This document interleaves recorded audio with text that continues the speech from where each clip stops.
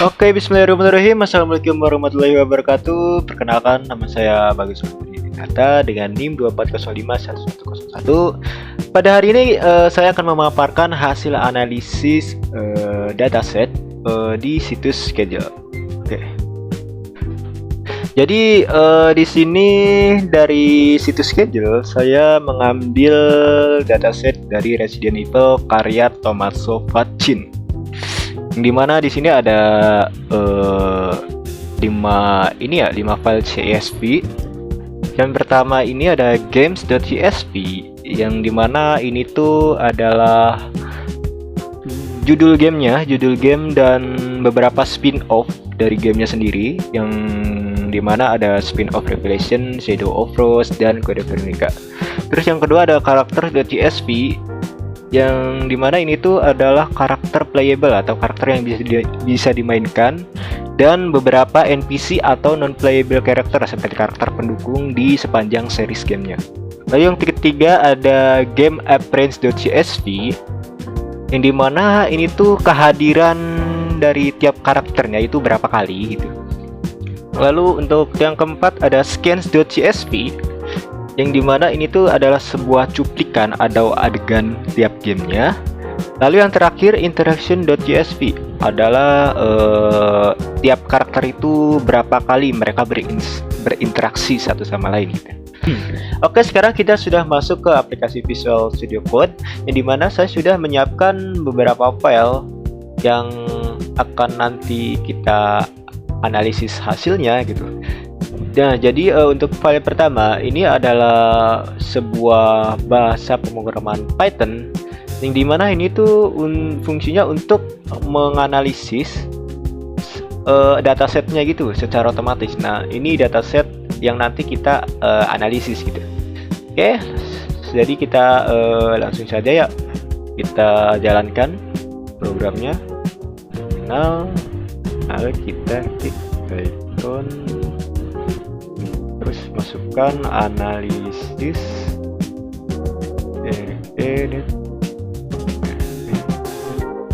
dataset.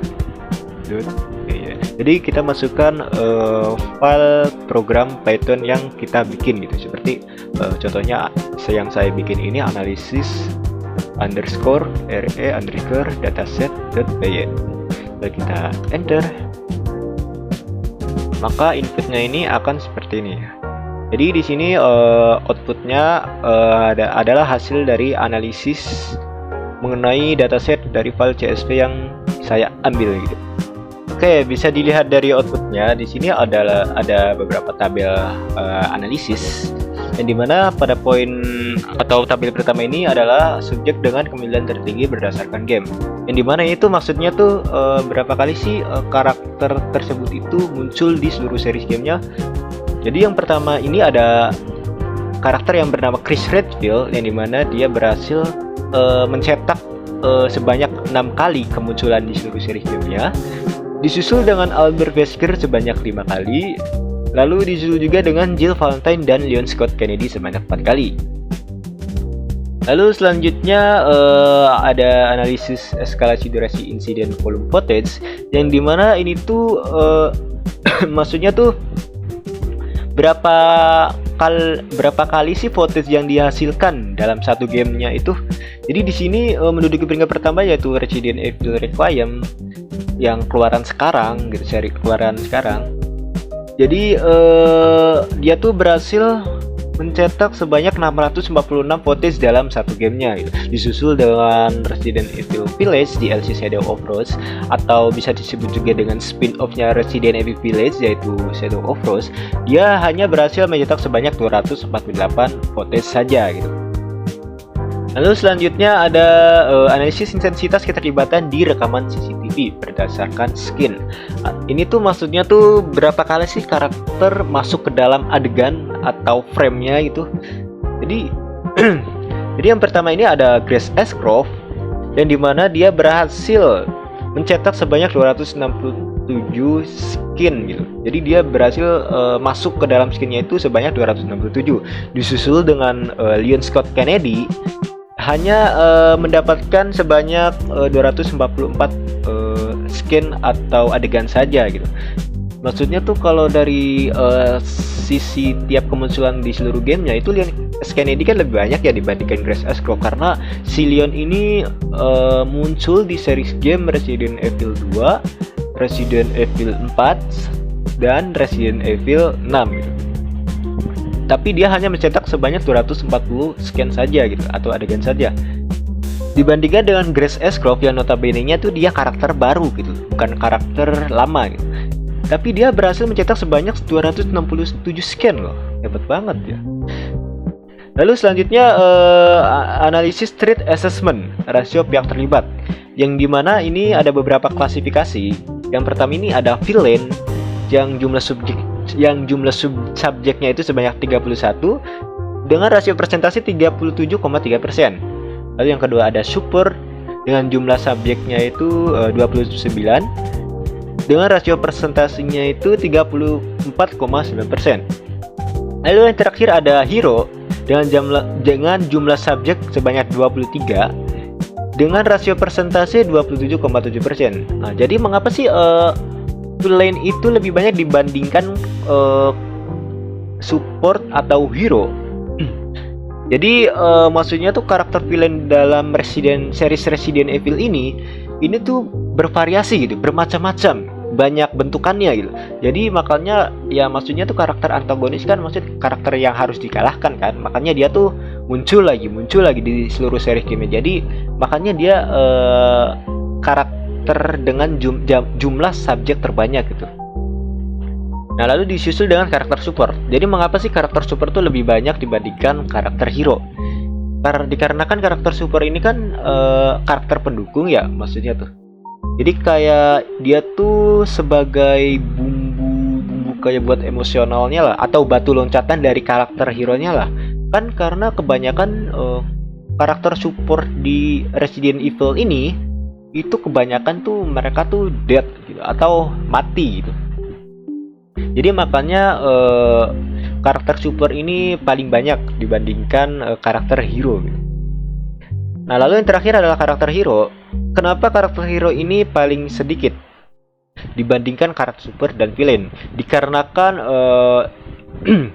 karakter hero ini di series game sebelumnya ini banyak yang selamat. Jadi ada kesan positifnya juga lah.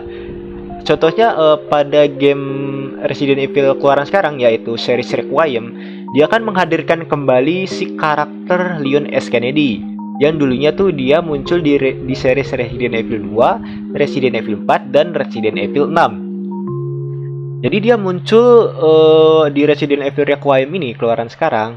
Dia tuh menambahkan kesan nostalgia gitu. Vibesnya itu kayak nostalgic banget lah, dikarenakan maksudnya tuh dia tuh kayak sudah menjadi bagian dari game Resident Evil-nya lah, maksud kayak sudah menjadi jantungnya lah. Nah, kan dia kan bersandingkan dengan karakter Grace Ashcroft di Resident Evil Requiem itu, yang notabene-nya kan dia kan masuknya ke karakter baru gitu. Dan mungkin itu saja sih penjelasan mengenai analisis dari Resident Evil datasetnya. Ini untuk penjelasan selanjutnya yang lebih detail lagi, kita akan membahasnya di presentasinya, atau di slide presentasinya. Nanti akan saya jelaskan lebih detail lagi di sana. Oke, ini sebentar. Oh iya, sebelumnya di sini kita nggak akan membahasnya dari sudut pandang gamer biasa, melainkan kita akan membedahnya murni dari kacamata data. Jadi kita akan melihat bagaimana developer Capcom ini membangun dan mempertahankan dunia naratif yang kompleks ini selama 30 tahun. Dari game pertamanya di tahun 1996 hingga rencana rilis Resident Evil Requiem di tahun 2026. Next. Nah, jadi untuk memahami kompleksitas dunia Resident Evil, kami mengonsolidasikan 5 set data utama. Data utama ini mencakup 14 judul game mainline. Dari game-game tersebut, kami mengekstrak total 83 karakter unik, lebih dari 1.500 skin atau adegan cerita, dan melacak setiap interaksi antar karakter di dalam game. Angka-angka ini menunjukkan bahwasannya Capcom tidak asal membuat cerita baru, melainkan mereka membangun sebuah ekosistem yang berkelanjutan dan saling terhubung. Next. Nah, di sini poin realitas rilis versus kronologi cerita. Sebelumnya, mari kita lihat timelinenya. Nah, jika kita melihat tahun rilis, game pertama meluncur pada tahun 1996. Namun secara urutan kronologis, cerita dalam universe-nya, data menunjukkan bahwasanya Resident Evil Zero yang baru dirilis tahun 2002 justru menempati urutan pertama. Maksudnya apa? Maksudnya, ini menunjukkan bahwasanya Capcom sangat mahir melakukan eksplorasi cerita masa lalu, seperti prequel. Mereka mengisi celah-celah kosong atau bisa disebut juga dengan plot holes dalam cerita lama dengan membuat game baru, sehingga dunia Resident Evil terasa semakin kaya dan masuk akal. Next. Nah, pada poin ini distribusi peran karakter, hero versus villain versus support. Di sini ada sebuah diagram ya, visualisasinya seperti ini. Nah, dari 83 karakter yang tercatat, bagaimana sih Capcom membagi peran mereka? Ini memang pertemuan yang sangat menarik sih. Jadi ternyata jumlah villain atau musuh utama adalah yang terbanyak, yaitu 31 karakter, disusul oleh peran support atau karakter pendukung sebanyak 29 karakter, dan hero atau pahlawannya sebanyak 23 karakter. Kenapa bisa begitu? Karena dalam format survival horror, game ini selalu membutuhkan antagonis baru atau monster mutasi baru di setiap gamenya untuk menjaga elemen kejutan. Sementara karakter pahlawannya cenderung itu-itu aja. Next. Nah, di sini poin selanjutnya ada karakter ikonik yang paling sering muncul.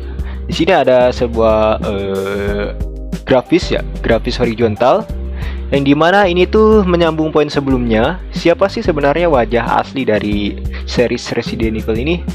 Dari data kemunculan karakter di berbagai game sudah menjawabnya dengan jelas bahwasanya Chris Redfield memimpin dengan total kemunculan di 6 judul game berbeda. Lalu menempati posisi kedua bukan seorang pahlawan, melainkan Albert Wesker, yaitu memusuh bebuyutan abadi yang muncul di 5 game. Kemudian disusul oleh Leon S. Kennedy dan Jill Valentine. Nah, data ini tuh membuktikan bahwasannya perseteruan Chris dan Wesker adalah fondasi naratif terkuat di dalam franchise game Resident Evil ini. Next. Nah, selanjutnya poin struktur skin atau adegan dan interaksi. Lalu bagaimana sih karakter-karakter ini berinteraksi? Jadi kami mencatat ada 1537 interaksi spesifik di dalam skin atau adegan dari game ini. Jadi game ini tuh nggak hanya mengandalkan satu tokoh yang berjalan sendirian seperti film aksi jadul.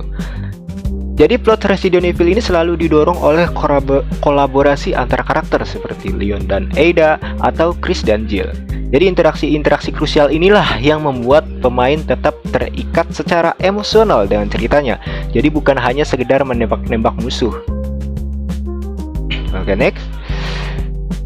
Nah, poin selanjutnya ada masa depan Resident Evil Requiem 2026. Jadi sebagai penutup dari segi timeline yang sekarang, data kita mencatat satu judul di masa depan, yaitu Resident Evil Requiem yang dijadwalkan secara sistemologis pada tahun 2026. Dari pola data game-game sebelumnya, di mana karakter veteran selalu menjadi jangkar narasi, kita bisa memprediksi bahwasannya Requiem akan kembali mempertemukan karakter ikonik lawas untuk merespon ancaman biologis baru dengan skala yang jauh lebih masif. Nah, jadi untuk merangkum hasil analisis data kita pada hari ini, rahasia kesuksesan narasi dari game Resident Evil selama hampir 3 dekade ada 3. Yang pertama, mereka tuh nggak ragu melompat maju mundur di garis waktu cerita. Yang kedua, mereka berinvestasi pada musuh-musuh baru tanpa membuang karakter pahlawan ikonik mereka.